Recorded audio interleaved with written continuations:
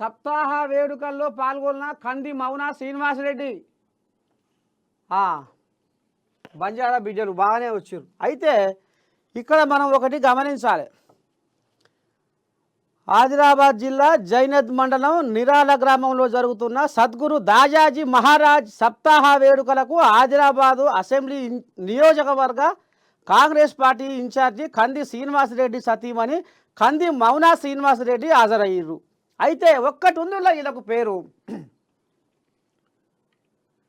పేదోళ్ళ బాధలు వింటే తన గుండె బరువెక్కిపోతుందని, బీదోళ్ళ కష్టాలు చెబితే తన మనసు చెరువైపోతుందని, పేదోళ్ళ బాధలు వింటే తన గుండె బరువెక్కిపోతుందని, బీదోళ్ళ కష్టాలు చెబితే తన మనసు చెరువైపోతుందని, ప్రజలే తన కుటుంబం అన్నారు, పేదలే తన ఆస్తిపాస్తులని,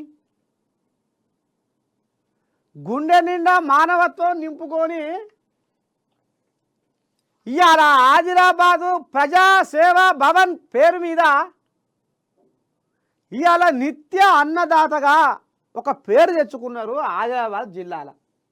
అయితే మరి ఇవాళ వీళ్ళ గురించి మనం ఎందుకు తీసుకుంటున్నాం అంటే కొంతమంది అడగవచ్చు, కింద కామెంట్ కూడా పెట్టుర్రి.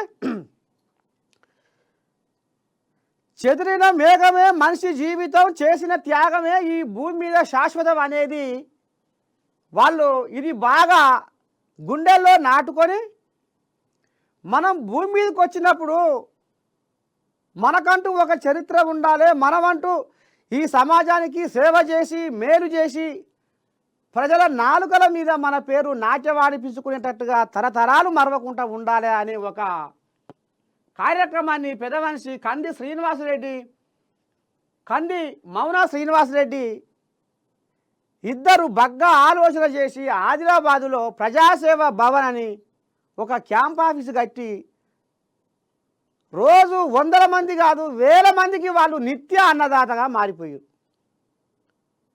ఇవాళ అభాగ్యులు, అనాథలు, అన్నార్తులు ఎంతోమంది ఇవాళ ఆ చుట్టుపక్కల పరిధిలో ఉన్నటువంటి ఎంతోమంది ఆకలితో సావకూడదు, ఆకలితో అలమటించకూడదు అని కంకణం కట్టుకొని ఇవాళ వీళ్ళు బ్రహ్మాండంగా ముందుకు దూసుకుపోతూ మరి ఇటువంటి చిన్న చిన్న కార్యక్రమాలకు కూడా హాజరవుతూ పేదోళ్లకు మేమున్నాము భరోసాగా అనుకుంటూ ఇవాళ వాళ్ళు మరి ఆదిలాబాద్లో బ్రహ్మాండంగా ముందుకు పోతుంది వీళ్ళ కార్యక్రమాలు.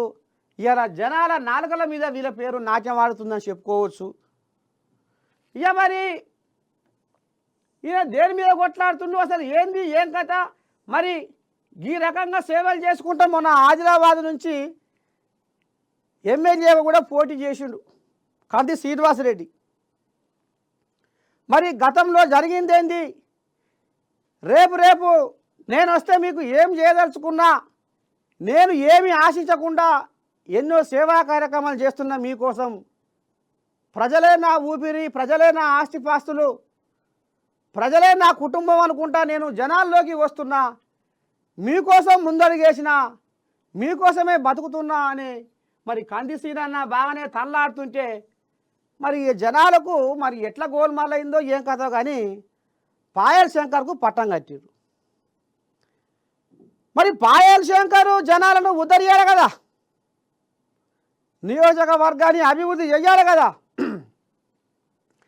ఇప్పటికి కూడా కంది శ్రీనివాసరెడ్డి, కంది మౌన శ్రీనివాసరెడ్డి అయ్యో ఈ జనాలు మమ్మల్ని ఓడగొట్టిరి, ఇక మాతో ఏం పని, కేసీరావు కనుక నన్ను ఓడగొచ్చినాక నాకేం పని, నేను పోయి ఫామ్ హౌస్లో వండుకుంటా అని వీళ్ళు కంది మౌన శ్రీనివాసరెడ్డి, కంది శ్రీనివాసరెడ్డి మాత్రము పగలు రాత్రి ఆదిలాబాదు జనాలకు మేము అండదండగానే ఉంటాం, వాళ్ళకు ఇంకా ఏ కష్టం వచ్చినా మేము ఆదుకుంటాం, మేము ముందుంటాం, ఎవరికి అన్యాయం జరగకుండా మేము చూస్తాం అనేది ఇప్పుడు వీళ్ళు కంకణం కట్టుకొని తిరుగుతున్నారు. అయితే ఇప్పుడు ఈ ముచ్చట ఎందుకు చెప్తున్నా అంటే పాయల్ శంకర్ ఇప్పుడు ఏం ఉద్ధారకం చేస్తుండు అంటే నీ దండం పెడితే ఈ మధ్యకాలంలోనే 110 కోట్ల భూమి మీద కన్ను పెట్టిందట. అది ఏ భూమి మళ్ళా, సర్కారు భూమి. ఎటువంటి డాక్యుమెంట్లు లేకుండా దాన్ని మంచిగా కథ నడిపించి రిజిస్ట్రేషన్ చేసుకొని చుట్టూ పారు కూడా తిప్పుకొని ఇవాళ నాకు ఎవడు అడ్డు అన్నట్టుగా సర్కారు భూమి 110 కోట్ల భూమి 110 కోట్ల భూమి మరి అన్యాయంగా మరి పాయల్ శంకర్ మింగుతుంటే కందిసీనన్న అట్టట్ట ఉంటుంది అని అడ్డం తిరిగి అది ఆధారాలతోటి సహా బయట పెట్టిండు. ఇక ఆయన అల్లుడు కూడా ఇదే పని అట. ఇక అల్లుడు కూడా ఎన్నో 2 ఎకరాల భూమి కబ్జా పెట్టిండట. మొత్తానికి అవినీతిని రూపుమాపడానికి సమసమాజ స్థాపన కోసము బడుగు బలహీన వర్గాల అభ్యున్నతి కోసము కంకణం కట్టుకున్న కంది శ్రీనివాసరెడ్డి, కంది మౌన శ్రీనివాసరెడ్డి మరి ఈ రకంగా పేదోళ్ళ బతుకుల్లో వెలుగులు నింపడానికి, చీకటి మనసులను వెలిగించడానికి వాళ్ళు నిరంతర పోరాటం చేస్తూనే ఉన్నారు. ఆదిలాబాదు కాంగ్రెస్ పార్టీ ఇన్ఛార్జిగా నా కంఠంలో ఊపిరినంత వరకు ఈ సమాజం కోసమే బతుకుతా, ఈ పేదల కోసమే బతుకుతా, ఎక్కడ ఏ అన్యాయమైనా ఎదుర్కొంటా ఎదిరిస్తా అని పోతుండు. కాబట్టి ఇవాళ సప్తాహ వేడుకల్లో పాల్గొన్న కంది మౌన శ్రీనివాసరెడ్డి గురించి, కంది శ్రీనివాసరెడ్డి గురించి, పేదోళ్ళ బాగును కోరుకునే ఈ దంపతుల గురించి ఇవాళ మనం చెప్పుకోవాల్సి వచ్చింది.